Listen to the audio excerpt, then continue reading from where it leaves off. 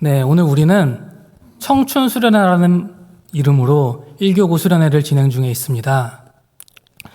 그런데 이 청춘이라는 말을 들으면 어떤 것이 생각나는지 모르겠습니다.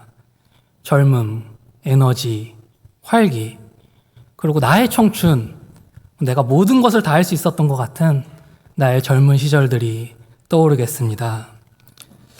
그러나 청춘이라는 얘기를 생각하면은 혹 누군가는 지금 더 이상 몸도 예전 같지가 않고 뭐든지 다 할 수 있는 그런 좋은 것만 같은 시절 다 갔구나, 그런 생각이 들 수도 있겠습니다. 교회 와서 함께 예배드리고 뜨겁게 기도하고 사랑하는 사람을 만나고 가정과 자녀를 위해서 애쓰던 나의 청춘, 그 시간들이 지나갔을 수는 있습니다. 우리가 겪었던 사건들은 다 지나갈 수 있습니다. 그러나 그 시간들이 지나가서 없어지는 것이 아니라 기억으로 우리 안에 남게 됩니다. 이 기억에는 참으로 대단한 힘이 있습니다. 이 아우구스티누스는 고백록에서 사람의 기억을 다루고 있는데, 그는 기억의 힘이 너무나도 대단하다고 설명을 하는데, 그런데 참 의아하게도 이 사람들은 자기 내부, 자신 안에 정말로 놀라운 기억이 있다는 것에 경탄하지 않는구나 얘기하고 있습니다. 우리가 나가서 산의 높이와 바다와 파도와 강의 흐름과 드넓은 태양과 이 주님 지으신 창조 세계 밤하늘의 별을 바라보면은 경탄하고 놀라워하지 않을 수가 없습니다. 그런데 정작 우리 안에 있는 기억의 세계는 놀라워하지 않습니다. 생각해보면 참 그런 경우가 많은데요. 저의 경우에 나이지리아 폭포에 간 적이 있습니다. 멀리서 봐도 그 폭포가 굉장히 웅장하고 멋있었는데 거기에 이제 아주 재밌는 투어가 하나 있었습니다. 어떤 거냐면은 이 멀리서 폭포를 보고 끝나는 것이 아니라 이 큰 배를 타고 가서 폭포 바로 앞까지 그 배를 대주는 겁니다. 바로 내 눈앞에 쏟아지는 폭포를 보는 그런 멋진 투어가 있었는데 그 광경이 너무나도 대단했습니다. 그래서 제가 어떻게 했냐면은 폭포 바로 앞에 갔을 때 핸드폰을 찍어서 막 열심히 사진을 찍었습니다. 왜냐하면은 내가 사랑하는 사람한테 이 어마어마한 광경, 이 놀라운 광경을 보여주고 싶었기 때문에 사진으로 그 자연 광경을 담으려고 한 것입니다. 그런데 투어가 끝나고 숙소로 돌아와서 그 사진을 보게 되는데 제가 대단히 실망했습니다. 왜냐하면 당시 제가 느꼈던 그 감동이 사진에는 하나도 담겨 있지 않았기 때문입니다. 그래서 사실 제가 느꼈던 그 감정, 그 놀라움을 느껴주기 위해서는 사진을 보여주는 것이 아니라 손잡고 데리고 가서 같이 여행을 가서 보여주는 방법밖에 없었던 것입니다. 사진이 담아내질 못하는데 사실 저는 언제든지 그 장면을 다시 볼 수 있습니다. 왜냐하면 내 기억 안에 그때 그 감동이 그대로 살아 숨쉬기 때문입니다. 이 배를 타고 폭포 근처로 다가가는데 그 물이 떨어지는 소리가 어찌나 큰지 주변에서 가족들이 얘기하는 소리가 하나도 들리지 않고 물만 떨어지는 소리가 들리는데 점점 다가가니까 이 물이 이제 떨어지다 보니까 물이 막 튀는 겁니다. 얼굴에 탁 맞았을 때 그 차가운 감정, 차가운 느낌, 그리고 이어서 코끝에서 나는 그 물의 향기, 압도적인 파도의 광경, 그 당시 느꼈던 후각, 청각, 촉각, 그리고 느꼈던 내 마음의 감동까지 지금도 너무 생생하게 다 기억이 납니다. 즉, 내 안에 있는 기억에는 그 놀라운 광경을 담아내는 힘이 있는 것입니다. 아우구스티누스가 말한 것이 그런 것입니다. 우리가 그 어마어마한 자연 광경을 다 담아낼 수 있는 능력이 있는데 그 놀라운 신비가 있다는 것에 사람들이 놀라워하지 않는구나. 기억이 참으로 놀라운 신비입니다. 또 하나 기억에는 아주 중요한 능력이 하나 있습니다. 바로 기억이 우리가 누구인지, 어떤 사람인지, 즉 나의 정체성을 관련하고 있다는 것입니다. 먼저 질문을 하나 드리고 싶은데요. 지난 주일의 저와 오늘의 저는 같은 사람일까요? 지난 주일에 저를 다 만나보셨는데 많이 변한 것 같습니까, 제가? 네. 별로 안 변했습니다. 엄밀히 말하면은 뭐 그닥 변하지 않았어요. 그렇지만 우리가 생각을 해보면은 하루 동안에도 약간의 변화가 생기게 됩니다. 우리는 사실 계속 날마다 순간순간 달라지고 있어요. 어렸을 때는 성장을 하게 되고요. 다 크고 나서 우리의 육체가 절정에 달한 후에는 이 노화라는 변화를 맞이하게 됩니다. 이런 변화를 늘 우리가 겪고 살아가기 때문에 이 시간이 지남에 따라서 우리는 늘 달라져 가고 있습니다. 그럼에도 지난 주일의 저와 오늘의 저는 여전히 같은 나이입니다. 왜냐하면은 시간은 우리를 변화하고 있지만 기억이 나를 지켜내기 때문입니다. 그 기억이 변화되는 그 변화를 다 메꾸어 가면서 나의 정체성을 지켜가기 때문입니다. 그렇기 때문에 사실 우리가 기억을 하지 못한다면은, 그런 가정을 해본다면은 정체성을 잃게 되는 것입니다. 옆에 사람을 알아보지 못하면은 모르는 사람이 되는 것이고, 마찬가지로 만약 우리가 나 자신에 대해서 더 이상 기억하지 못한다면은 내가 나 스스로를 알아보지 못하게 되는 것, 무엇을 잘하던 사람인지, 어떤 과거가 있는지, 어떤 사건이 있는지, 내가 누구인지, 나의 정체성을 다 잃어버리게 되는 것 아니겠습니까? 그래서 우리가 과거에 대해서 일주일, 2주일, 한 달 전이 아니라 10년 전, 20년 전, 나의 청년 시절, 어린 시절을 대해서 생각해 본다면은 시간이 많이 흐른 만큼 참으로도 많은 변화가 있을 것 같습니다. 육체적인 변화가 있고요. 그리고 내적인 변화가 있습니다. 신앙적인 것, 가치관, 이런 것들도 다 달라졌습니다. 그러나 아무리 오랜 시간이 지나더라도 우리는 여전히 우리로 남습니다. 왜냐하면 기억이 그 변화의 모든 과정을 다 기억해주기 때문에, 그 변화 속에서도 나의 정체성을 지켜준 것 아니겠습니까? 그래서 기억은 나를 지켜주는 것, 내가 누군지 알게 하는 힘이 있는 것입니다.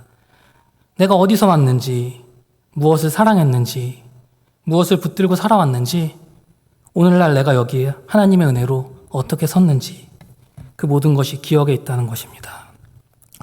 그래서 우리가 참 좋은 기억을 매일매일 쌓아가고 매일매일 행복한 기억을 만드는 것이 너무나도 중요한 것입니다. 오늘 우리가 이렇게 한자리 모여서 함께 예배드리고 서로 사랑하는 것, 이 사랑 나누는 기억을 쌓는 것이 너무나도 중요합니다. 그렇기 때문에 우리 청춘의 시간이 참 귀한 시간인 것입니다. 흩어지는 시간이 아니라 그 기억이 오늘 나에게 남아서 우리 여전히 아름다운 날로 살아갈 수 있는 힘을 만들어주기 때문에 그러합니다. 그런데 우리만 기억하는 것이 아니라 성경은 하나님께서도 기억을 하신다고 말씀하십니다. 출애굽기 2장 24절에서 25절 말씀을 보시겠습니다. 제가 읽겠습니다. 하나님이 그들의 고통 소리를 들으시고 하나님이 아브라함과 이삭과 야곱에게 세운 그의 언약을 기억하사 하나님이 이스라엘 자손을 돌보셨고 하나님이 그들을 기억하셨더라. 아멘. 출애굽기 말씀에서 이스라엘 백성이 애굽의 박해를 당하며 힘들어하는데 하나님이 그 고통의 소리를 들으셨습니다. 왜냐하면 그들의 백성, 그 백성의 조상인 아브라함과 이삭과 야곱과 그들에게 맺은 그 언약을 기억하셨기 때문에. 여기서 두 가지 기억이 나왔습니다.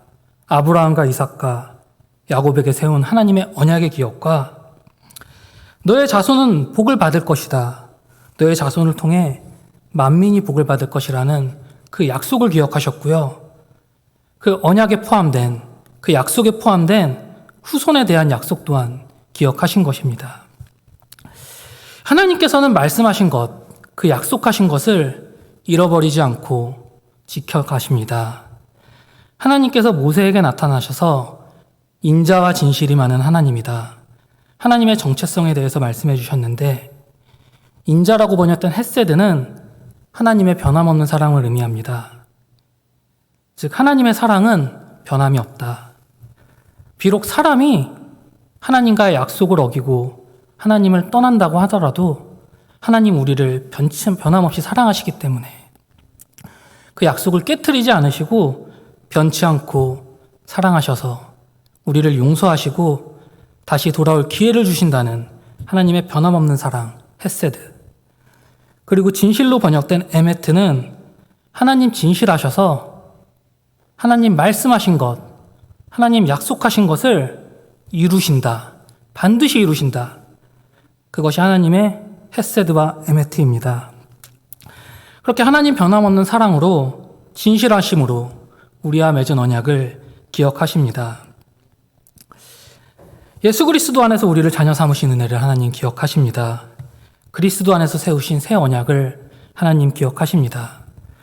그래서 내가 나를 기억하고 행복한 기억을 쌓고 나의 정체성을 지켜가는 것이 참으로 중요하지만 더욱더 중요한 것이 있다면 하나님께서 나와 맺은 언약을 기억하고 계시다는 것, 잃지 않는 것이 중요합니다. 그래서 오늘 우리 기억에 대해서 말씀을 나누고 있습니다. 좋은 기억 만들어가는 것 중요하고 하나님과 우리가 맺은 언약을 기억하는 것 또한 중요합니다. 기억이 우리에게 참 좋은 영향력, 많은 좋은 것을 주는 대단한 능력이 있습니다. 그런데 한편으로는 기억에 대해서 생각을 해본다면은 기억으로 인해서 우리가 힘들어지는 경우 또한 대단히 많습니다. 이 형상기억합금이라는 것이 있습니다.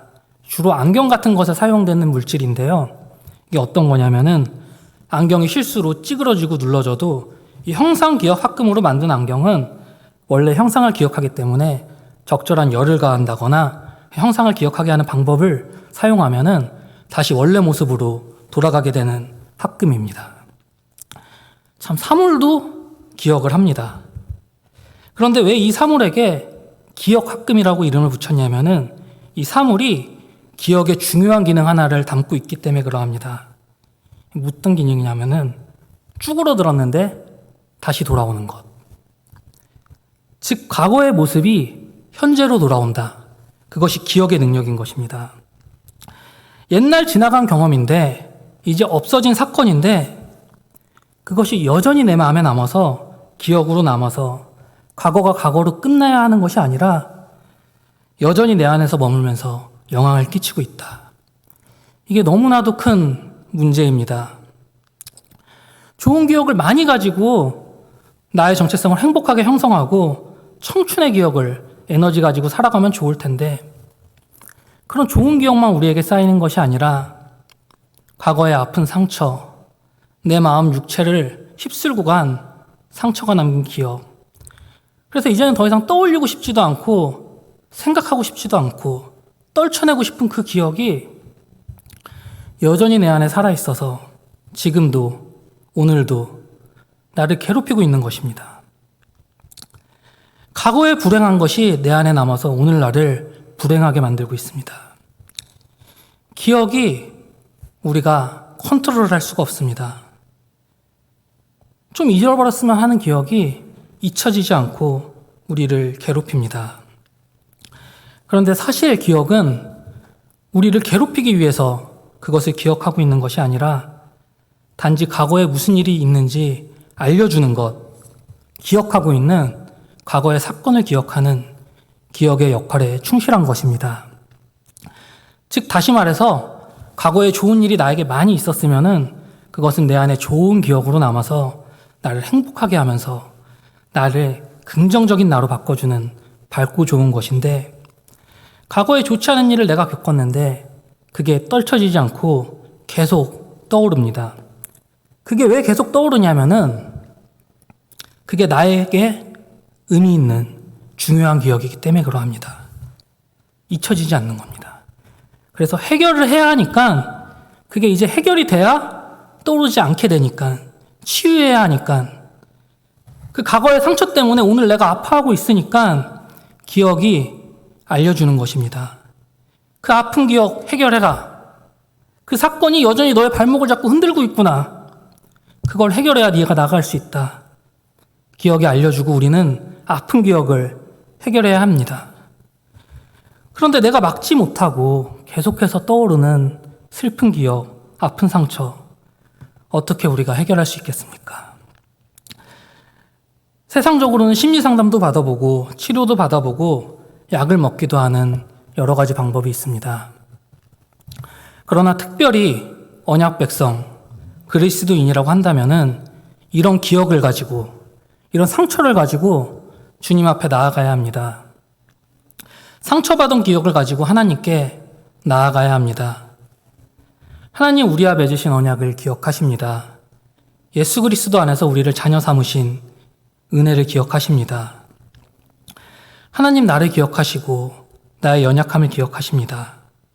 하나님 그렇게 우리에 대한 모든 것을 기억하시는데, 그런데 하나님께서 기억하지 않으시고 망각하시는 경우가 있습니다.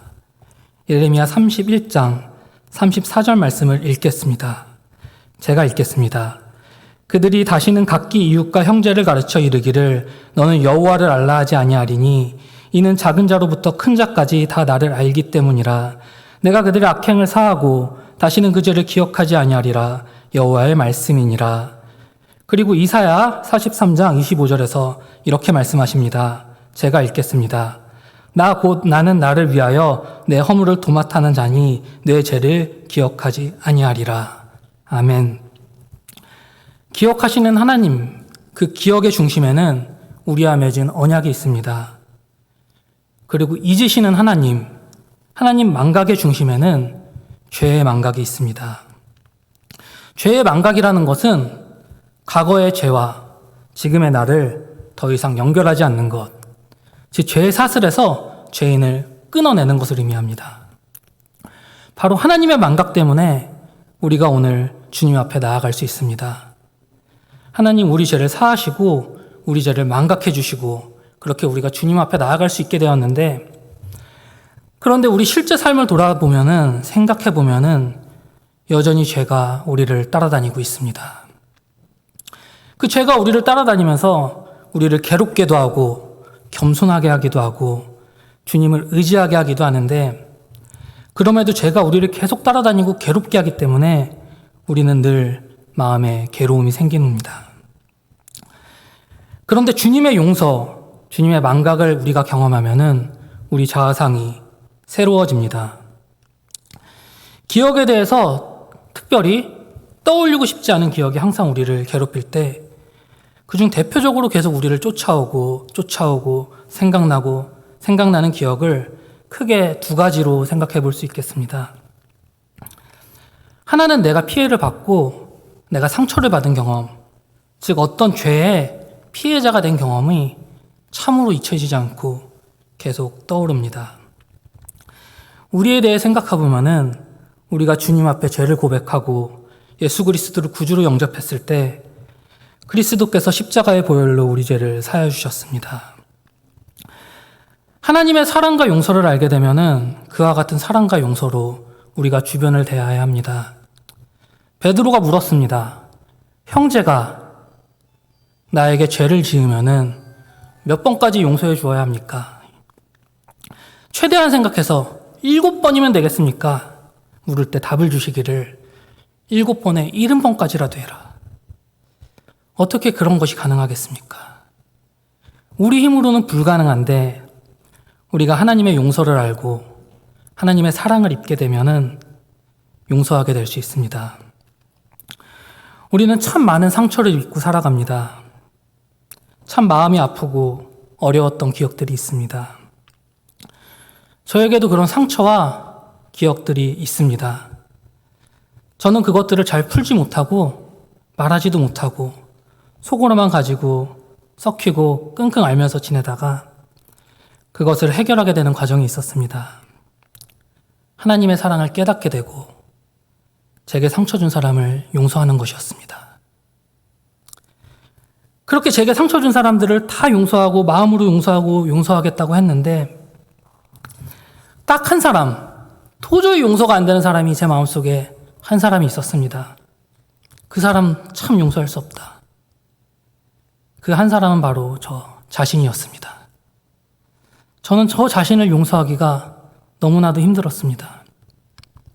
하나님 말씀 듣고 배우고 하나님 사랑 입었다고 하고, 그래서 이제는 내가 하나님 사랑을 힘입어 하나님 말씀대로 살고 싶고 순종하고 싶고 이웃사랑 형제자매 사랑하고 싶은데 아무리 애를 써도 그게 잘 되지 않았습니다. 내가 누군가에게 상처 준 기억이, 그 죄의식이 있으니까 나를 상처 준 사람 다 용서하는데 다른 사람에게 상처 준 내가 용서가 되지 않았습니다. 사랑하고 싶었고 사랑하려 살려고 하고 있었고 죄짓지 않으려고 노력하고 죄짓지 않아도 죄의 기억에 잡혀서 과거의 죄인된 나의 기억에 잡혀서 내가 벗어날 수 없기 때문에 그 기억이 나를 떠나지 않는 한은 나는 죄인이고 내가 나를 바라볼 때 나는 죄인이고 남들이 나를 바라볼 때도 죄인으로 바라볼 것이라고 생각하게 되고 이 문제가 우리 힘으로 끝낼 수 없는 문제입니다. 왜냐하면 우리는 우리 스스로 죄의 문제를 해결할 수 없기 때문입니다. 그런데 하나님께서 망각하신다는 것은 과거의 죄의 사슬에서 우리를 끊어놓으시고 새 출발하게 하신다는 의미를 가집니다. 하나님 우리를 사랑하시고 용서해 주십니다. 우리가 기억하고 받아들여야 할 하나님의 망각입니다. 하나님의 망각 앞에서 하나님의 사랑의 넓이와 높이와 길이를 깨닫게 됩니다. 주님에게는 무한한 사랑이 있습니다. 하나님 우리에게 베푸신 사랑이 무엇인지, 그 결과 우리에게 찾아오는 자유가 무엇인지, 평안이 무엇인지, 그리고 일상 가정 속에서 우리가 삶을 살아갈 때 우리에게 여러 가지 사건들을 통해서 남게 되는 기억들, 분노와 상처, 부끄러움과 죄책감, 이런 것들이 주님 안에서 다 해결된 다음에 비로소 우리 마음에 자리 잡게 되는 평화, 평안, 화해, 그것이 나를 힘있게 만들고 소망 있게 만들고 나의 앞날을 밝게 바라보게 만듭니다. 그리고 또 같은 일, 어려운 일, 그 앞에서 우리는 소망 있는 백성으로 살아갈 수 있습니다. 왜 그렇겠습니까? 혹 힘든 일을 당한다 할지라도, 상처받는 일을 당한다고 할지라도 내 삶, 이게 전부가 아니기 때문에 그러합니다. 비록 내가 지금 좀 부족한 모습이 있을지라도 이 모습이 내 전부가 아니다. 내게 있는 연약함이나 부족함 받아들이고 또한 우리가 하루하루 연단받으며 살아가지만 이제 우리 안에는, 이제 내 안에는 주님의 생명이 들어왔기 때문에 지금 우리 모습보다 더 나은 열매를 맺을 수 있다. 그런 믿음과 소망을 가지고 나 자신을 바라보고 이웃을 바라보고 우리 앞날을 바라볼 수 있게 되는 것, 그것이 주님의 망각의 능력입니다. 주님의 기억은 약속하신 것을 반드시 지킨다고 하신 것. 그래서 주님 우리를 잊지 않으시고 우리의 신음에 응답하시고 보호하시고 이끌어주시고 구원해 주십니다. 또한 주님 망각의 능력은 죄의 사슬에 매여 있는 우리를 그 사슬에서 끊어버리고 우리 안에 있는, 우리 마음속에 있는 평안이 찾아오게 합니다. 그것이 이제 우리의 믿음과 소망으로 자라나게 합니다. 주님의 기억과 망각의 힘을 생각한다면은 우리 하나님의 형상을 회복해서 닮아가고 있는 언약 백성 그리스도인에게는 같은 기억과 망각의 힘이 자리 잡게 될 것입니다. 고린도 후서 5장 17절 말씀을 보시겠습니다. 함께 읽겠습니다. 그런즉 누구든지 그리스도 안에 있으면 새로운 피조물이라. 이전 것은 지나갔으니 보라 새 것이 되었도다. 아멘. 새로운 피조물, 죄에서 끊겨진 주님 앞에 의인으로 여겨진 존재, 그리고 그런 기억을 가지고 잊어야 할 것을 잊고 기억해야 할 것을 기억하며 기억체계가 새롭게 형성된 존재들. 나의 기억, 나의 정체성이 되는 기억은 우리의 힘으로 개편할 수 없습니다. 떨치고 싶은 기억들 계속 떠오르면서 나에게 영향을 줄 때 주님의 은혜로 우리가 주님을 믿고 주님의 용서를 받아들이고 그럼 우리 안에 기억의 개편이 일어날 수 있습니다. 즉 새로운 피조물인 언약 백성의 정체성에 걸맞는 기억 체계가 우리 안에 형성되게 됩니다.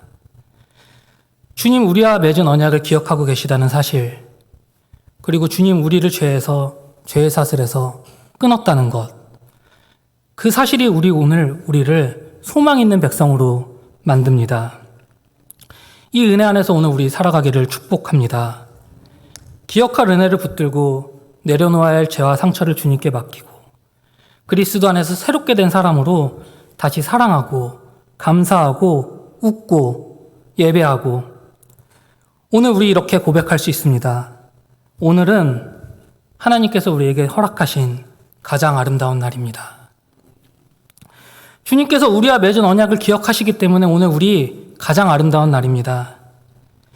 주님께서 우리를 용서하시고 우리의 죄를 기억하지 않기 때문에 오늘 우리 가장 아름다운 날입니다. 그렇게 주님 우리를 불러주시고 새로운 백성 삼아주시기 때문에 가장 아름다운 날입니다. 그리스도 안에서 오늘 우리는 가장 아름다운 날을 살아가는 청춘입니다. 청춘은 단지 젊음을 의미하는 것이 아니라 오늘도 새롭게 살아가는 주님 안에 있는 새 생명을 청춘이라 할 수 있습니다. 주님이 우리 안에 새 생명을 부어주시면은 오늘 우리 새로워질 수 있습니다. 그렇게 우리 함께 모여 예배하고 웃고 교제하고 서로의 얼굴을 바라보며 사랑하는 이 시간 또 하나의 은혜의 기억으로 우리의 행복한 정체성을 형성해 나가는 기억으로 남기를 소망합니다. 주신 말씀 생각하면서 찬송 드리겠습니다.